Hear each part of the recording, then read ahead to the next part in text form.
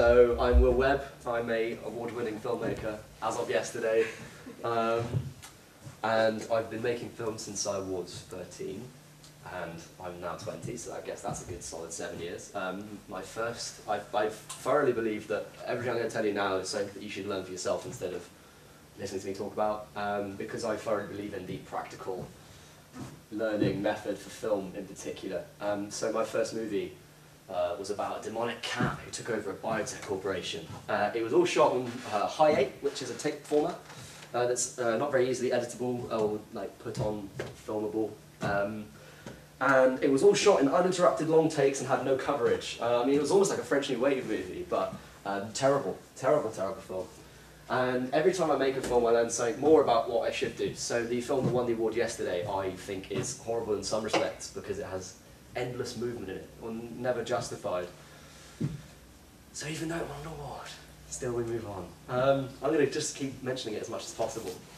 So this is a little quote. I can't even remember who said it. I think it was Toby Whitehouse, who does Being Human. It's probably going to run the next couple of series of Doctor Who after Steve Moffat.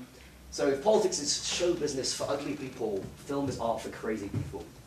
I mean that because film is like the most insane form of art, so it's the hardest thing to get right, in my opinion, because it involves basically everything that's problematic about theatre. So like directing actors, setting up sets and stuff, and then lights as well. It also involves everything that's problematic about soundtrack orchestration, so like with music and how to put that together. Everything that's problematic about the novel or the play in terms of writing as well as difficult. And film has its own specific problems like camera movement and editing. And it involves huge amounts of people. Like the average, I mean, what would you probably know more about this than me? How many people would you say are on in like a TV production drama? A drama? Yeah. Oh, a lot. So something like, George Dentley was shot here last year. Yeah. How many people would you say? Can be anywhere from, 30 or 40 to 80, 90, even more. By my count, it was about 30, 40. Yeah. Oh, and then there's probably an extra 10 who were doing the cordoning off the roads. Yeah. So it's insane, like it's an absolutely insane amount. I mean, yeah, you'll know as well. But anyway, practical stuff aside, I'm going to talk about theory of things. So film is a language like any other, which means, as I've so colourfully illustrated here, that you can say things in it properly and not properly. And bad films, which will have sections which are equivalent to that sentence, so they won't make an amount of sense. Has anyone here seen The Room? No? The Tommy Wiseau movie? Yeah, it's a fantastically bad use of film grammar throughout the whole movie. It makes no sense. It's fun. So in our film language, our syntax will be replaced by sequence, so by which I mean the images will be edited together in order to give us the grammar of the things we're being told. So obviously, like English, some words are used more than others. The wide shot, for instance, this is from, this is Sergio Leone. Which one is it? Good, the Bad and the Ugly. Yeah. So wide shots, obviously, this is pretty much as wide as you want to get. This is probably shot on an extremely wide lens. And it's used for a lot of reasons, so quite often they'll use it to establish the setting of a scene. I mean, in that one, he's clearly using it because in Leone's films, the landscape is a character as much as anyone else's. And it can also be used to emphasise something about that environment. In this one it's both, because it's about their isolation and the desperation of what the situation they're in is. So that kind of horrible, harsh landscape and their relative emptiness in the frame, the big gaps between them, emphasise everything like that. It's not necessarily the same as the landscape shot, because of course you don't have to use it in a natural location. So Ridley Scott's Blade Runner is full of big wide shots that show off a completely fake world. It doesn't have to be natural. This is a medium shot. Here's the example of the Adam West Batman show, because if you ever want to learn about directing, watch that show. It's great. They had about 2 days to make each episode, and they were all perfectly told. They're not necessarily good in terms of what they're telling, it's just perfectly told. So here's the medium shot. I have a sense of theme, I'm going to get smaller and smaller. So this is used for a focus on a character's actions, usually so we can basically see their face and also what they're doing. So we can get the kind of emphasis of what the character's doing as well as how they feel about it, I guess. Who came for the movies last night? You were there for movies? So that Bakery movie, did you see that? No. Oh yeah, you did, you lived before that. So anyone saw Bakery movie? So my problem with the Bakery movie is that it only had pictures, it only had shots of people doing baking, and only showed up 4 faces in the whole movie, which is fine because they were basically advertising their bakery. But at no point do you ever get the sense of like some kind of human interaction. After a while I was like, I know what dough looks like, you know? The close-up. This is one of those famous close-ups in history, I guess. It's an emphasis on character, it's emotion, thought, and conflict. In this shot from The Shining, Kubrick wants to show us how Jack's feeling, and it's not fantastic. At this point, you're probably bored because this is kind of really, really, really basic stuff. Whenever I go and watch like lectures and stuff about film language, they always have this bit. It's really fucking boring, and it's because basically this is a presentation about the and it. It's just not something that anyone really needs to know about. It's the stuff that you naturally do when you're making a film. So even in the Cat movie that I made, the camera did move into close-ups and stuff. That did happen. Just didn't do it at the right times. There are more things to say about stuff on film. So for instance, stuff like the angle of the camera can change something. And here we see the same technique used for wildly different reasons. So this is, obviously again, this is from the movie, actually, the Batman movie. This is from The Third Man. And in both of them, they're trying to do something very different. So I guess this one is to emphasize the kind of quirkiness of the movie, the kind of like kitsch factor to the whole thing, and an attempt to imitate comic book framing. And then here one, I think it's Harry Lime, is when he's introduced, and he's been the villain throughout, and it kind of emphasises his importance to it, because the whole kind of film bends around him. And of course you can change focal length of the shots, so even a wide shot could be a very tight lens. Anyone know about lenses? Any lens people, apart from my own? No? Super. Let's talk about lenses, because lenses are great. I'm only just finding this out. So I got a DSLR recently. Anyone got a DSLR? You don't, do you? You should get one, it's great. It's awesome. But lenses I never really knew about before, so I just had a little camcorder. And now I'm finally finding out what it's like. So here's a comparison chart for how lenses affect the picture. Each red line corresponds to the frames there, to the lens length under there. And we'll show you roughly, if you were standing there, how much of the shot you get in. So I've got a 200. And it is unbelievably tight. It gets in far. I'd have to use it like from here to about where I'm standing in order to get a shot that isn't just face. But this is not actually fully representative of how lens effects work. So this is why they're important. These are the different lenses. Again, the same shot, just literally with a switch of lens, and moved back, I'd say, probably as well. From having to move back and the relation between the position of the camera versus how long the lens is, you can make an image look very different. Owen could probably tell you more about it if you want to know about it. And he's corrected me several times. But so here, for instance, you can see that the wide lens is up here, 24, smaller the number, the wider the lens. The wide lens kind of throws out what's there, and then you compare it to the 300 and everything becomes much more squashed and tight. Technically speaking, it's more the case that it's the distance you are away from the subject that affects the perspective, and the focal length just affects the angle of view. So the first diagram with the boxes on is representative. But the movement of the camera back there is what I'm going to talk about, because it's how you can frame it after that becomes important.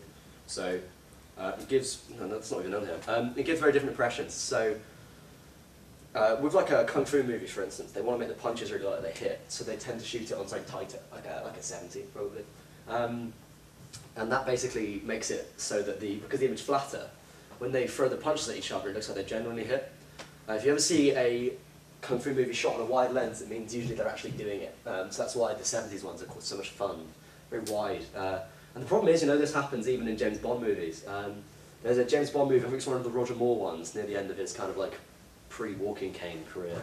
And he's running down a aircraft carrier, punching people, and it starts off from a very zoomed in shot to a really wide one. At the start, all the punches look good. And then by the end of this minute, the punches are looking terrible, and there's one he throws, and he shows like this. And this guy's like, yeah.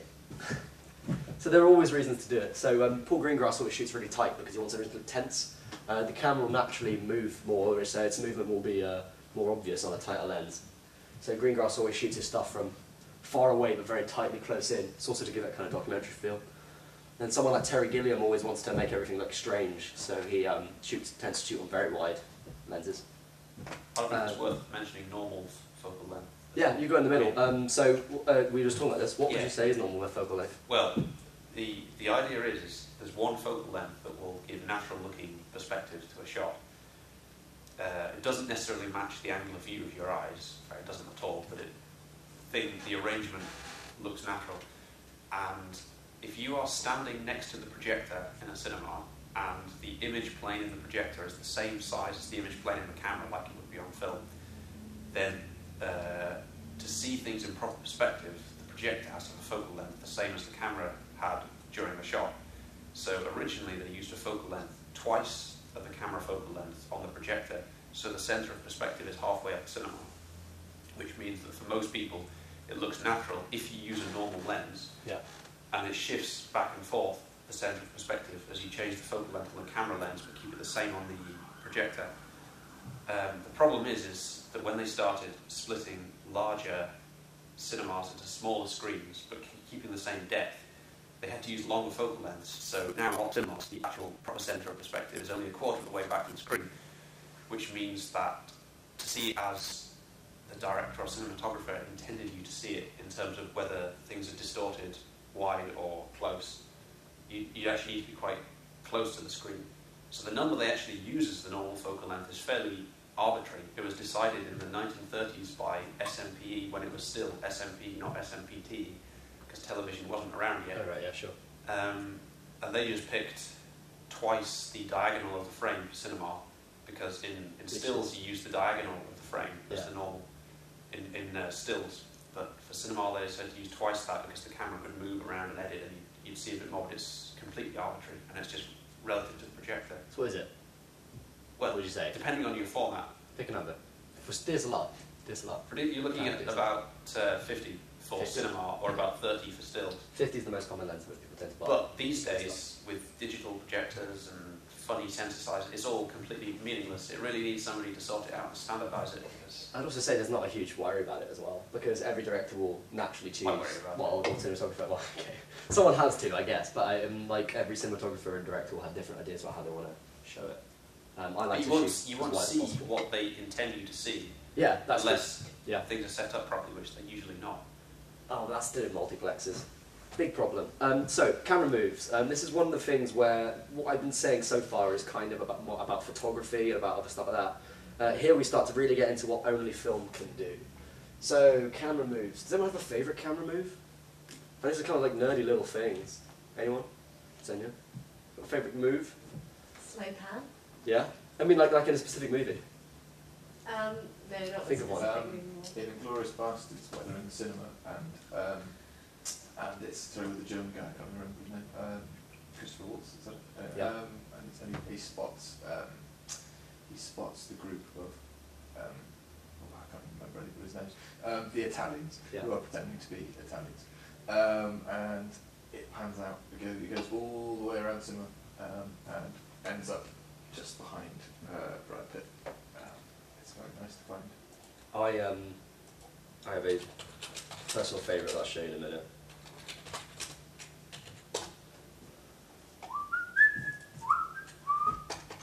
I don't want to see Touch of Evil by Judas Priest.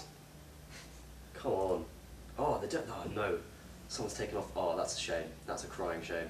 Well, in which case I have to tell you about it. The opening of Touch of Evil starts off on a very close-up shot of a man holding a bomb with a timer attached to it. We hear a ticking noise, and then he moves out of the frame, and the camera starts pulling back, and then he puts the bomb in a car trunk, slams it, and in the background we see his shadows on a wall. It's people walking towards him, so he runs. We just see his hand. We still only see his hand at this point, and then the hole next to the shot. It's 2 minutes, 3 minutes long, and the hole next to the shot, the crane picks up, shows the car there, and then the car pulls out. Crane goes over the building, and then the car gets out onto the street, and the crane goes down, turns around, and follows the car side on, and then picks up another couple and follows their conversation. You realise they're the focus of it. And every time we see the car in frame, the ticking comes back into the soundtrack. And then, just at the end, the woman in the car says she can hear ticking, and everyone just says she's going nuts. They drive off, and we see an explosion from off camera. So it's a massive sound, it lights up the main characters. And that's one of those things where that's not something you could do in theatre. It's one of the things where the language of film really comes across. And each one of them gives different impressions. The other thing, you instantly cut from that very choreographed move to handheld as soon as the bomb goes off as well, which is interesting. Orson Welles, good director. Tight close-ups. Dolly into tight close-ups is often used for realisation. So that kind of thing is quite standard language. Wide ups imposing. So have you seen Bronson, anyone? Watch Bronson's awesome. Drive does it as well. They're like low down, wide dollies looking up at people, and it just makes the person look really like big in the frame. And the contra zooms are kind of like, this is me being a complete wanker, I don't know why I wrote here properly. The contra zooms are those ones when the background appears to tighten up and the person appears separate from the background and things compress and change. They're often used very sparingly because they're such a powerful image technique, but they can be used for kind of realizations again, and they can also be used to kind of give a sense of dread or a sense of like tension from the environment. Most famous one's probably in Jaws. Probably, yeah. There's a really cool one in Skyfall where the focus moves from M to the new M. See, it's really, really hard to do them and also do racks. They're one of the hardest camera moves to get right because your movement has to be exactly precise to get the full effect. And you can kind of get them semi-okay, but they're hard. I think Hitchcock kind of has the, kind of invented them. He actually didn't invent them, probably, but it's he did it in Vertigo to show the effect of vertigo. Movie with the most of them is Battlefield Earth. Anyone's ever seen that? Amazing film because it's so bad. It's probably the worst thing you'll ever see. And it has, I think, 37. It's widely overused. There are also Dutch angles as well. Dollies out, obviously, a different thing. So, like, quick and low is someone overpowered by their environment, and slow and high is someone moves kind of sleek and sharp. So that's Touch of Evil does that a lot because it gives us a kind of like, oh, I'm the director. You're seeing what I want you to see, feeling. So we kind of get a sense of some kind of highly created, structured thing, choreographed. So yeah, this is kind of loads of stuff, I guess. That's a great title. Yeah, that's good. How complex is the language of film? Different combinations of angle, focal length, and camera movement. This is why sometimes you just can't work out how a director achieved an effect until you go back and just actually sit and look for it over and over again. And neither of those things is inherently film. Both exist before the lighting and music, that is. And I'm not really going to lighting and music now because they're... we could do it all day. I will go into a little bit about how colour works, which is stuff that Owen's given me, so talk about that in a minute. But I'm going to talk about editing first. Editing's my baby because editing is the thing that I do most of all. It's my job. The power of editing. It's hard to explain, mostly because it's unnoticeable. So does anyone remember what won Best Picture for the Best Editing last year? For Oscar. Owen? I have no idea, personally. It never tends to be made big. In fact, in the BAFTAs, they squeeze it into the credits. But it's bizarre because there's a massive correlation between the one that wins Best Editing and the one that wins Best Picture, and every year pretty much tends to be them. So Star Wars, for instance, is an extremely well-edited film. You just wouldn't notice it. Apart from maybe the later ones suck. the slightly ropey transitions. No, but they're on purpose. I know, but They're stylistic. They're fun. You got to admit they're they're fun. Kurosawa reference, but they're still. They're not Kurosawa. They're Flash Gordon. Basically, you shouldn't notice an edit unless it's really, really good. So, two examples. Stanley Kubrick's 2001: A Space Odyssey. Anyone seen that? Good. 2001: A Space Odyssey, a monkey throws a bone in the air, and it slam cuts to a spaceship that happens to be almost exactly the same shape. And it cuts exactly when the bone's in the right place. And it's probably one of the best edits that ever has been done, because one of the best powers of editing is to compress how time works. Which is why films have this kind of strange... Often TV won't do it as much, because they don't have enough time to edit and stuff. And so there, Kubrick basically compresses about 6 million years of history into just one shot. He doesn't even fade it. Another example that looks similar in some ways is David Lean, whose film Lawrence of Arabia is probably one of the most artistically edited things you'll ever see. He spent 3 years making that movie, and at least 1 year they were just scouting and checking how they would edit.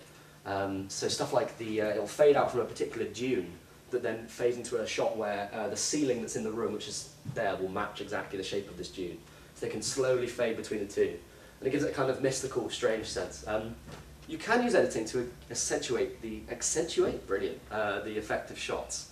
It's like grammar and lending extra meaning to stuff. So like a lot of words are better with a semicolon after them. I don't know. This is a really good piece of editing. This is Dark City. Has anyone seen that? Dark City is awesome. Dark City is the most underrated film ever. Dark City is just a freaking amazing movie, but it opens with this guy. So I'll show you this. This is roughly at the pace that it is. So it starts off on this shot,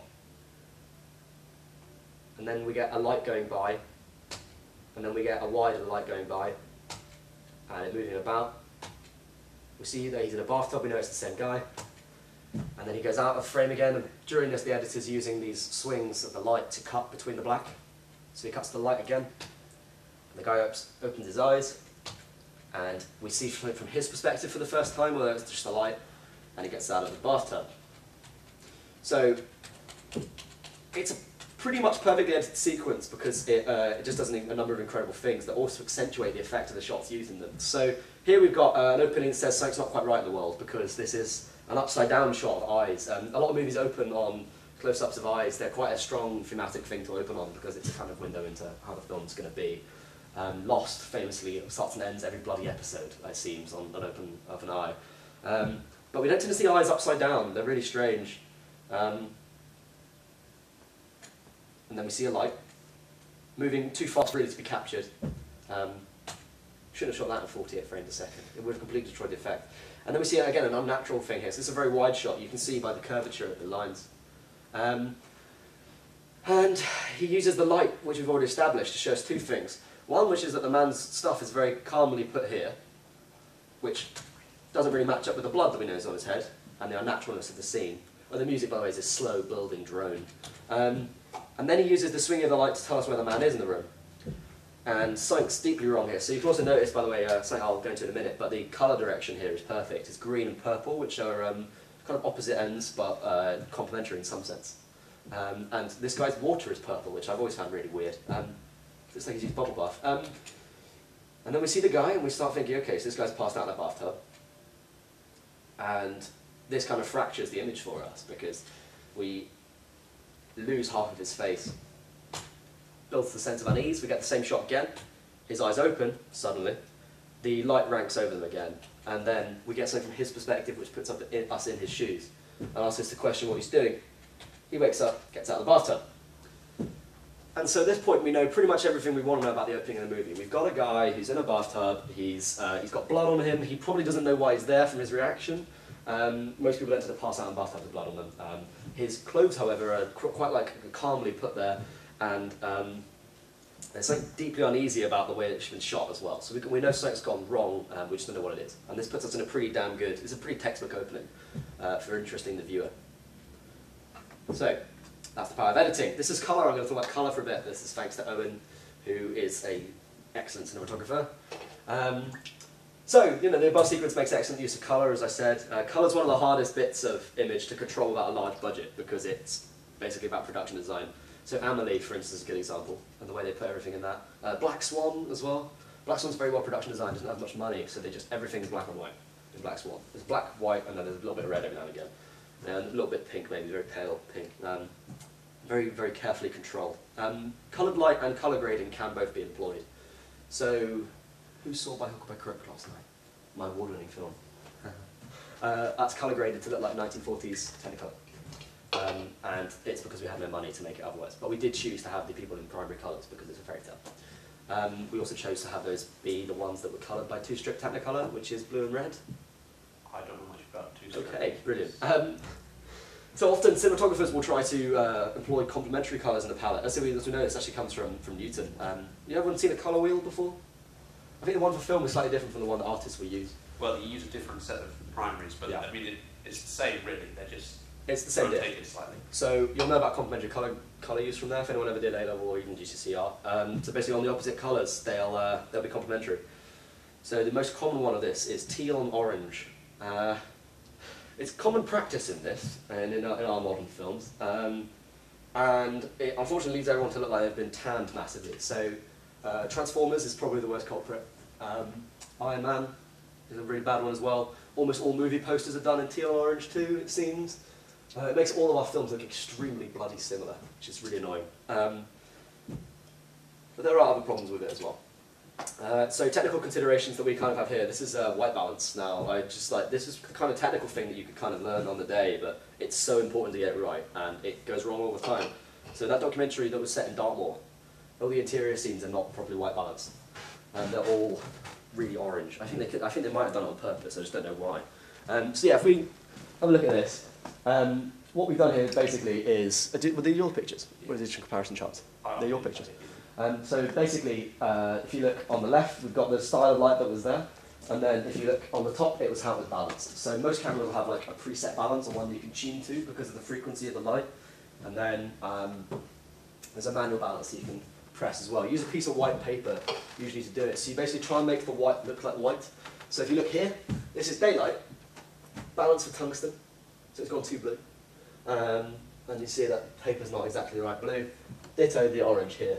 So always white balance, because once you've got as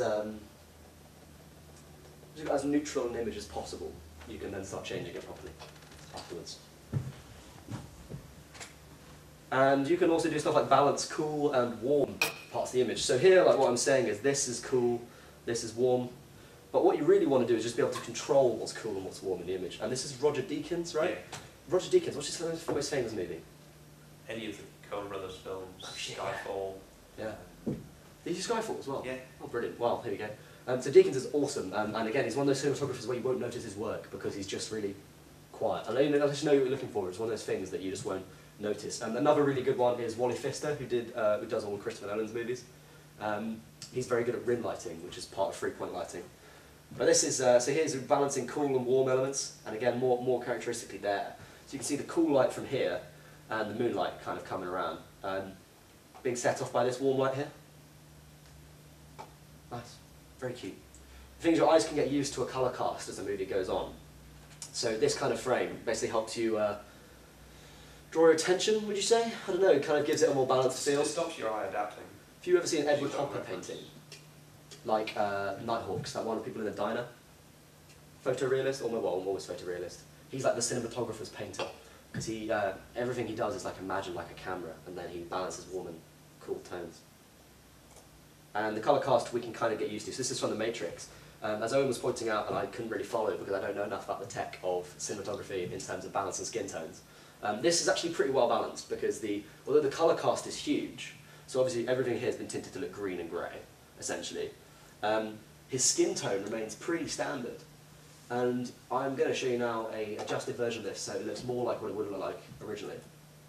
So there we go. So these are back to normal, but as you notice his skin has gone magenta. And that's because it's so well balanced otherwise that any change we make to the green, as in moving it towards magenta, which is its opposite on the colour wheel, will automatically change his skin as well. So The Matrix isn't that bad an example. You can't just, if you've got your own editing software, please don't just drag it into the colour, because it's horrible. I know this as well as anyone. I've made this mistake myself several times. So, that's pretty much it. Story's been told. So next time you watch a movie, be mindful of the way in which the director, editor, and everyone else chooses to approach telling the story, because all of it ties together to make films. Thoughts, comments, questions, suggestions? Let's go for it. I'm going to whack on the lights. Boom. So you mentioned the phrase Dutch angles. Yeah, give me a second. Sorry. Go for it, man.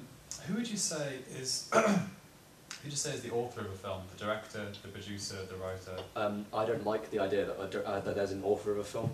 I think it's pretty poor. Like, in the same way that, even with a novel, it's kind of hard to say sometimes that there's just one author because the editor is so important in a lot of novels. I feel that there's three major authors in a film. So the producer, director, and not even producer, the writer, the director, and the editor.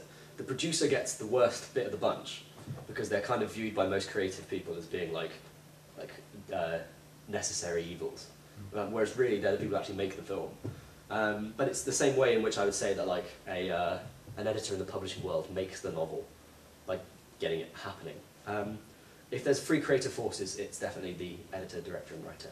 Akira Kurosawa said that the film is made 3 times, and he says if it goes wrong at any point, then there's 3 points, then it can suck. So you will see sometimes a very good film that was well written and well directed, but not well edited, and that's quite hard to tell. But when you see it, you know it. And then you'll see a film that has a good script but just badly directed, and nothing can save it. Editing can't save that. And then if a film's badly written, then it can't be directed or edited anything above average. And so you have to have them there at all times. Bridesmaids, you seen Bridesmaids? Yeah. Bridesmaids badly edited. No one believing about this as well, but I think it's not a classic. I think it's a really good movie that is just about not classic because it was badly edited. It's a shame, but it's improvisation material. It's one of the highest things made. Yeah, and definitely people say like the director is an author. It's kind of rude to everyone who works on the film. Well, people say people like Ridley Scott, for instance, who's kind of the producer and the director, and Yeah. also has a big hand in the writing as well, is effectively doing a lot of it. I think Ridley Scott's a bad example. With like, But he's got that if kind you're of gonna creative pick control auteurs, yeah, that... yeah. But if you're going to pick auteurs, I think like someone more like Tarantino probably would be a better example because he writes it and directs it, and his editor until Django Unchained was one person, so like he knows exactly what she thought about his movies. They have that kind of control. I still feel Ridley Scott I think is a very good filmmaker. I just don't think he's the best director in the world. So I think it's hard to say that he's the overall storyteller all the time. Also, like his best work's written by other people. So Alien was written by Dan O'Bannon, who's a much better writer than Ridley Scott. But also, the movie is very well produced. I think probably Ridley Scott's the best production designer who ever directed. Dutch Angles, written. Yeah, sorry, I don't know what those are. Yeah. There. So, history of film. It's the 1940s. Nazis are taking over Germany, and all the Jewish directors have to leave. They go to Hollywood, they start making movies, and they take their grim worldviews with them. And they also take their German style. So, have you seen Cabinet of Dr. Caligari? Yeah. Yeah, German expressionist, early film, and everything is kind of like this, right, yeah? Just to make stuff look unnatural. And then they bring it over into the Americas when they move over. People like Fritz Lang particularly uses them a lot in his film noirs. So that's why film noirs, like arguably like The Third Man, have these Dutch angles in them because they tend to be that influenced by that German style. They're called Dutch angles as a result of that. It's a mishearing of the word Deutsch. They are a camera tilt on the side, that's it. So if someone says to you, put it a little bit Dutch, they just mean go like that, they don't mean wear clogs. There is a Dutch angle in our film festival trailer. Nice. I'm really reticent to use Dutch angles as a director. I didn't like them. I like distorting images, so I like using really wide lenses, but I think Dutch angles are pretty poor. I find that you work quite well if there's nothing to make it explicitly obvious. If you've just got a person against a fairly blank background, Yeah. it's a lot harder to spot, but it still has the effect. Whereas if you've got horizontal lines, it's... I think it's great when you move into a Dutch angle or out of one. I didn't like using them stable. So, good example is Danny Boyle, who uses Dutch angles all the bloody time, constantly. Like I said that Battlefield Earth has loads of Dutch angles in it. It's got about 147, which is too many. It literally looks like an episode of Batman. Battlefield Earth uses them badly because it just used them static and it overused them all the time. Whereas Danny Boyle, a lot of his stuff's handheld or like handheld with dollies, so they can move as fast as possible, but also have natural axis movement. And a lot of his shots start off like this and then turn stable, or start off like that and then go in.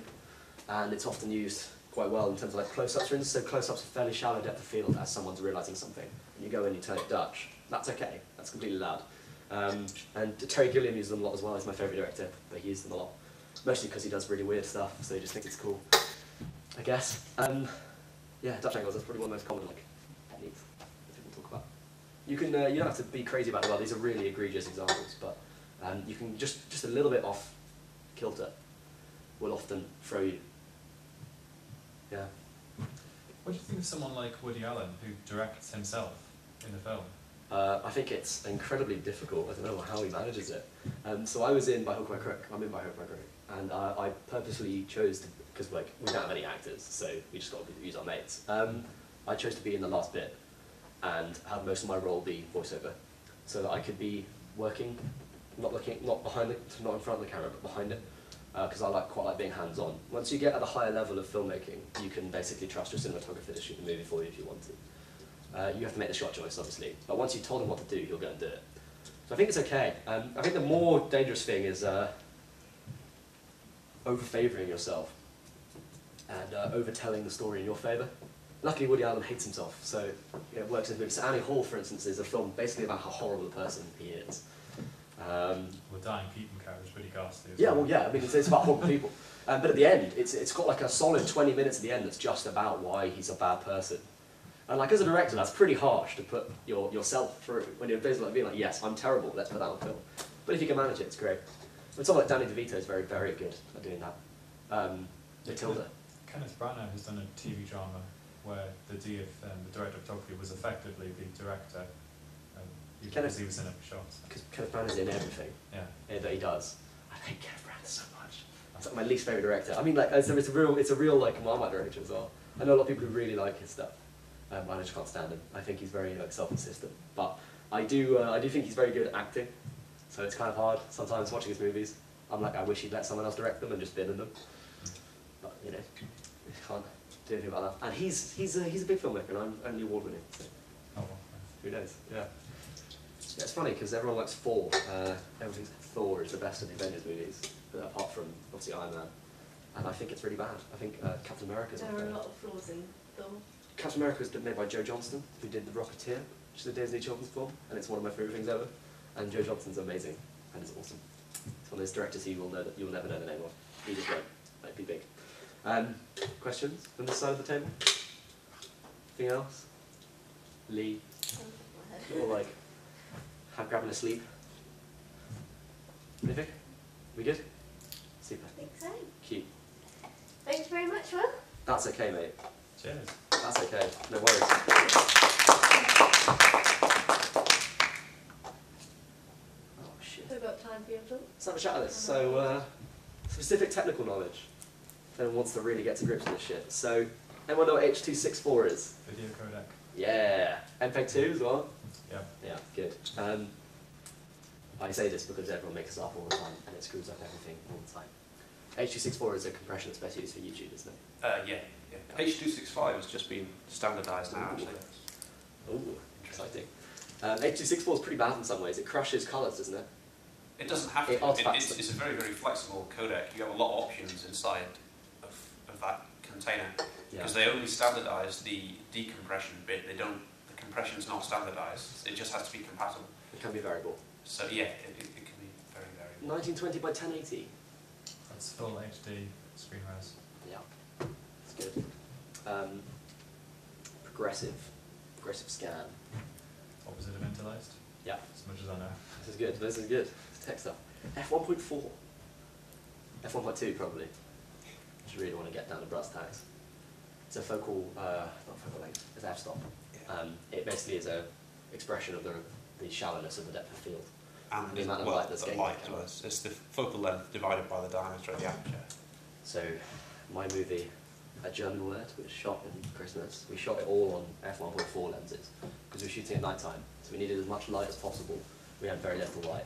As it was, and in the end we actually ended up not shooting f1.4 for every shot because we had such good lights. The interesting thing is each f-stop, the number is greater than the previous number, is multiplied by the square root of 2, which is about 1.41. Because to double the amount of light, you need to double the area of the aperture, but the equation is based on the diameter. So by using the square root of 2, when that goes into the equation for the area of a circle, that actually neatly doubles the area of the aperture instead. Okay. Yeah. Interesting. Yeah. What's the highest you want to go with f-stops? In terms of... Like the length of... So basically, you know what shallowness of depth of field means? Depth of field's like, you know those really nice shots when it's just like there's a person there and everything is blurred. There or there's, everything's blurred. So the smaller that number, the more that blur it takes place, right? So f1.2 is basically like, it gets to the point when if someone's got a big nose, you won't be able to focus from there to there. So you have to choose whether you want their nose or their eyes. Usually pick their eyes. People with focused noses but no eyes are pretty strange. The problem is that with DSLRs, you know, people have gone crazy with f-stops because you can now we've got DSLR footage, which is awesome. You can just kind of really shallow depth of field. As a result, it means all the film looks pretty much the same, and they also don't cover stuff properly. So I've seen action scenes shot at f1.2, and it makes no sense because everything's just kind of like coming in and out of blur, and they've already got problems with fast movement, so it just doesn't work. It's really sad. You can push that number higher and higher. You need more and more light. So for like landscape shots, for instance, you can shoot a very high f-stop. So f22 is probably the highest, isn't it? You really want to go? Well, it's lower than that really because... diffraction. Yeah, diffraction sets in around It gets kind of F6. blurry for different reasons after you get that high. It's blurry across the image rather than depth of field. But yeah, so when you're shooting like a landscape or something, you can just go nuts with the But depth of field. 4 or 5.6 is the best generally because if you open up much wider than that, you get aberrations. And if you stop down much more than that, you get diffraction. So if you want the best out of your lens, 4 or 5.6.